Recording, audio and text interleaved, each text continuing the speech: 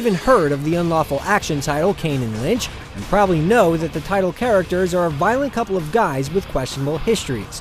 If you're familiar with the Hitman series, you know that the developers at Eidos Interactive are capable of doing shocking things as well. Their latest stab at a gritty, blood-soaked crime drama definitely hits the mark with a Hollywood-caliber story and a high body count.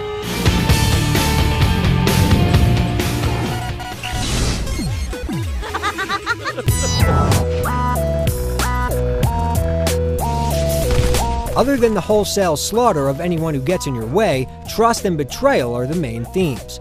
Fittingly, the main characters aren't your typical straightforward heroes or even anti-heroes, and they bring plenty of dysfunctional baggage to the table. Kane, who you'll directly control, is a family man turned mercenary with a laundry list of unsavory acts on his to-do list during his quest to save his daughter. Lynch is a medicated psychopath who may or may not have killed his wife, but has definitely killed a number of other people. Is that all you got? Christ! He killed the hostages! You're only faking it! The two men have a genuinely interesting journey that fits in well with an overall game design that focuses on heists, break-ins, and escalates to all-out war. If you have an objection to profanity and violence, you may want to take a pass on this one, but considering the themes, everything is right on target. Don't fucking talk to me! You just get your shit together, you hear me?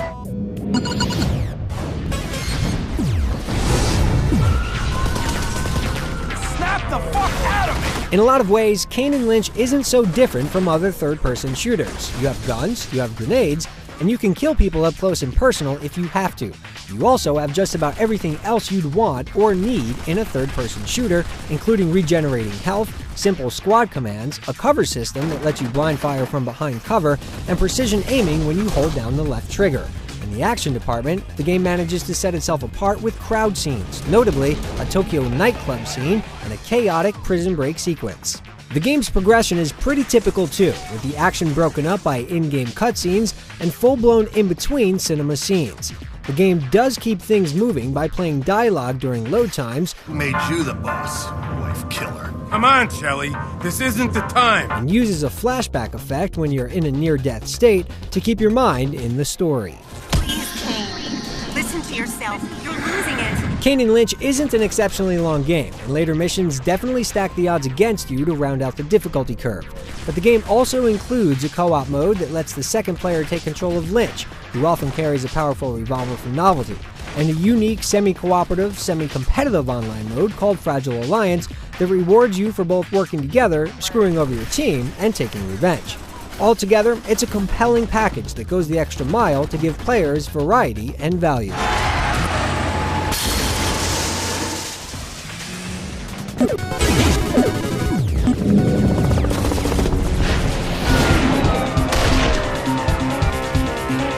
Kane and Lynch has a certain feel to its gunplay that's generally satisfying, but may frustrate players who want total precision control and consistency. It feels great when you gun someone down with a short burst, but many weapons aren't accurate at range, and while you may be right on target, your character will continually miss the mark. The cover system is automatic and pretty consistent, but you will run into problems knowing exactly when you're out of danger or in position to make a clear shot. Squad commands also work well, but your team will sometimes get themselves killed. Like life, you have to take the good with the bad. The game does so many things well that you can forgive it for not doing everything perfectly, and the overall experience will be a positive one for action fans. One thing that works nearly perfectly is the game's approach to death. If you're taken down, your colleagues have the chance to revive you with an adrenaline shot, and you can do the same for them. This doesn't mean you're invincible though. Too many shots and you'll overdose and need to start over from your last checkpoint.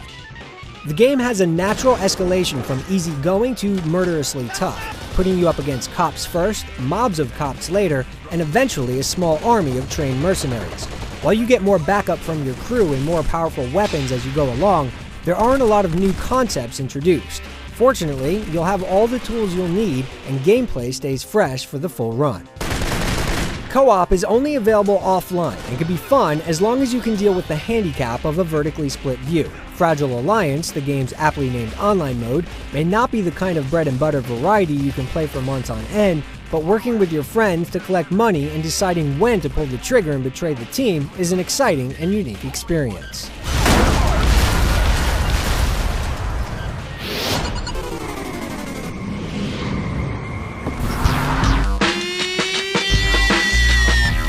While Kane and Lynch doesn't exactly pack a visual punch, its semi-stylized, semi-realistic visuals and nice touches like Kane's unnatural bald spot still make it a genuinely good-looking game. Explosions, especially rocket-propelled grenades, feel a little bit weak visually, but mood and atmosphere help make up the difference. Voice work may be the absolute high point of the presentation, with solid voice work backing up a very solid script. We could have gone to the hotel first. 12 hours on a fucking plane, my neck is killing me. Stop bitching. We still got a long night ahead of us. Bitching? I'm not bitching. I just hate being ignored.